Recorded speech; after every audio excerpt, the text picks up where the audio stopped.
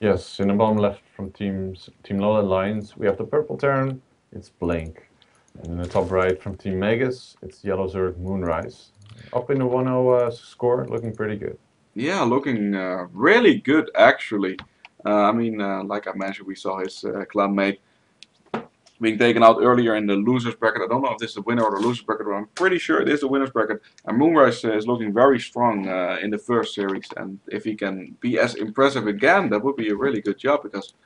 These are the really hard matches. Every week you see the matches becoming more and more entertaining because there's so many good players and they're all facing each other off in the winners and the losers bracket right now.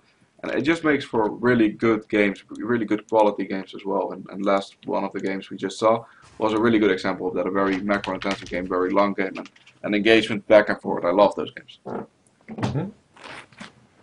All right, so we're just kind of looking at what these players are doing at this point in the game. We're not seeing any gas taking yet, of course, as the barracks hasn't yet been thrown down. Early drone scout from the Zerg. Really wanted to be able to see, like previous game, if the Terran is going to go for Reapers this time. He scouts the neural gas. And he's probably going to continue into harassing these SVs. There we go. Actually, there's the gas for the Terran, so he knows what's up. Yeah, definitely. You see gas first from Terrans very often. Doesn't really indicate Reapers every time. I mean, you can go for Reactor, you can go for some Widowmines. We've seen all kinds of variations. Now the thing is though, when you're a Terran, it's really good to get a refinery because it just keeps your opponent guessing. It's not a big investment. You can always expand with it, and you can really do all these things faster.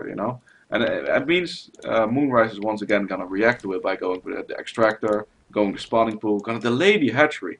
But even if he doesn't make a Reaper, it's already doing so much damage right now. He is gonna go ahead and make a Reaper though, just like game number one. I don't think he did that much damage with them though. He killed like a few Zerglings and then the Queen wore them away. Yeah, it seems like such a cute move. Like go for a 13 gas, um, just keep the gas going, make a marine, kill the drone, and then stop mining gas, and then throw double orbital command down and a factory with the gas which you've just mined, just for straight up Hellion play. It seems like such a cool concept, which just popped up in my mind. I'm sure it's been done. Once again, oh, this time Blink actually does use the Reaper to go after this rather annoying drone. Yeah, last time he was trying to get the gas, gonna do it again, gonna throw a geyser on top of the refinery. Of course, that doesn't work. I like the fact that he actually made the refinery after Yeah, that, cancelled it. It's gonna keep once again Moonrise guessing. He doesn't know what's going on right now. He's gonna be a little bit scared. He's already moving the Overlords into a comfortable position to scout out later. But when you see two gas from a Terran, you're really like, is he one-basing me? And of course he's yeah, not because he's making command centers. All metagames, factory coming down, also a reactor, so we will see some Reapers with some Hellions like last game. yeah. Blink has so far not lost anything, not even his scouting SCV, and this Reaper is now gonna sort of engage this Queen. Not too much of an effective endeavor at this point. We do have a few links on the map for the Zerg, but they're all the way on the left side of the map, and probably not going to be able to do that much. Reaper just slowly, and I repeat, slowly trying to kill this hatchery, and he's just gonna have to wait for reinforcements. But it seems like Blink doesn't even intend to ever make those, because he's gonna go straight into Hellions at this point. Yep, that Reaper attacking the hatchery wished he didn't forget his grenades in the expansion. It's not going that fast these days with Reapers, of course. In Wings of Liberty, they were so good against buildings, but no longer. The big upload are a lot faster. They get regeneration, and you can make them out of a reactor barracks, which is quite fun. The Reaper Yeah. being microed a little bit, gonna take down one link, gonna let the other one go away. A few more links across the map, just gonna be there for scouting purposes. But we do have a roach worm, which means Moonrise is gonna be aggressive, I think.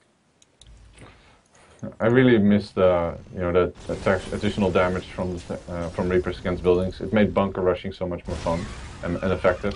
Once again, we have a Hellion Reaper move out from the Terran, but not as shock and awe as it was in the previous game. Surprisingly, if we look at the unit tab, the Moonrise hasn't overreacted by the supposed one base all-in from the Terran. Because if you look at his vision, he has seen that there's a command center there, so he knows he's just going to be expanding. So once again, we have these Hellions moving out with just a few less units this time. Yeah, but Halley and Reaper, not so good against roaches. We've got 4 on the way, we also got 6 links on the way. Decent, little bit of a wall off going on with the Evo chamber. Also going to have a lot of queens. Creep spread already on the way.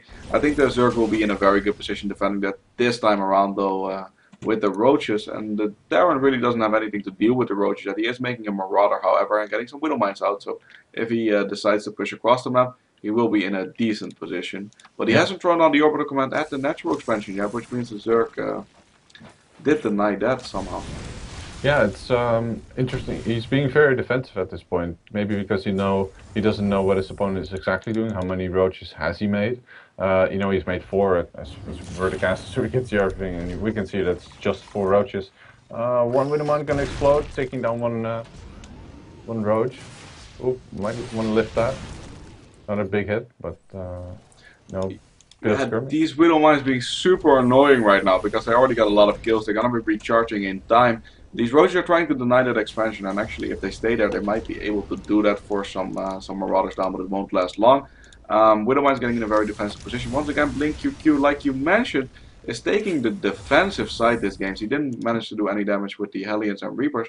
I don't know if that's the good choice, though, because last game, MoonRise got out of control, and if that happens again, we know the ending of that. Yeah, I would really like to see Blink play a bit more economically this time. He isn't making workers out of all of his orbitals, even though he could.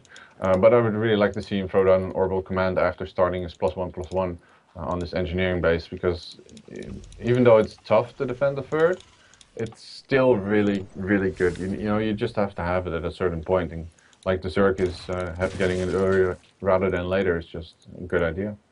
Yeah, Bailing Nest coming down, Roach Warren already being used effectively. He's also getting 1-1, so it's going to be 1-1 from the Terran coming up. But the Zerg's a little bit ahead in upgrades, and the Creep Spread is looking very impressive at this point. Already doing a good job pushing about 1/4 across the map, and yeah, that's something you really want to do as a Zerg. These 3 Roach are going to be significant to deal with these Hellions poking in at the top. The Zerg's also taking some extra gas right now, which will mean he's going to transition soon into what we don't know yet, but we do have the speed of the Overlords being upgraded, and the lair already finished in the natural expansion quite a while back. So it's gonna all pan out soon, and these players are, well, once again, BlinQQ playing defensively, and MoonRise playing a very good macro game, has a few roaches, has a few links to defend, but nothing too crazy, and has a good map vision, so he knows what's going on.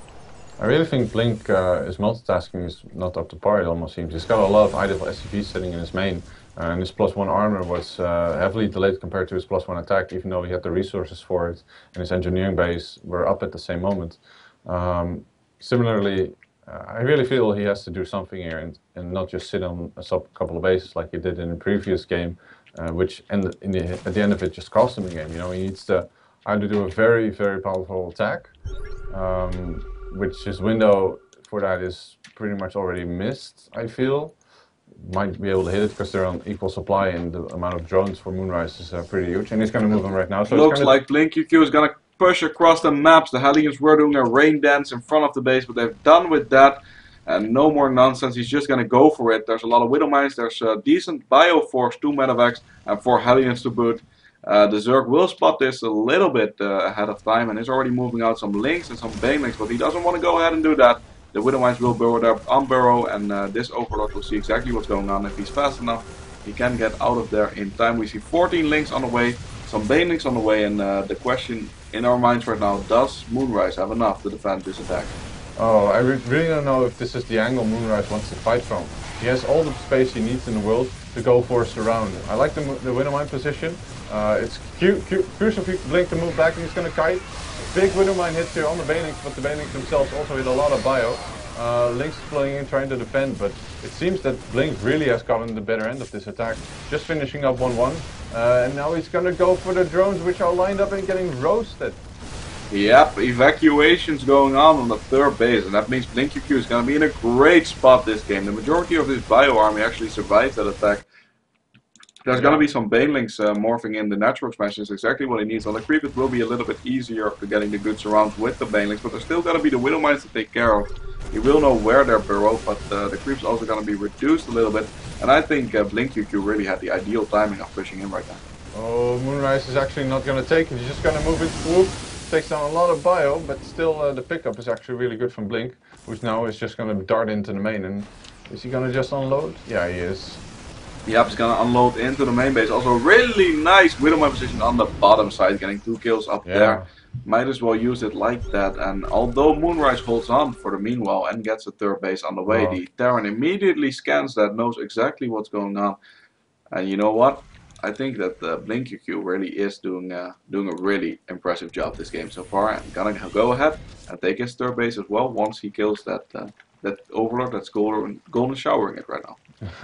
So at this point, Blink is in a very good position. Uh, I have to sort of criticize his production though. He did finish up the third orbital command, and well, actually hold the presses. We've got another engagement here going on.